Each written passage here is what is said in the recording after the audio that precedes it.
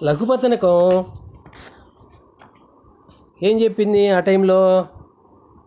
అయ్యో మిత్రమా, నీవెందుకు ఇలా వచ్చావు? మేము వచ్చేవారం కదా, ఆ వేటగాడు మమ్మల్ని తరుముకుంటూ వస్తున్నాడు, అదిగో వాడు సమీపిస్తున్నాడు అంటూ అరిచింది లఘుపతనం కదా.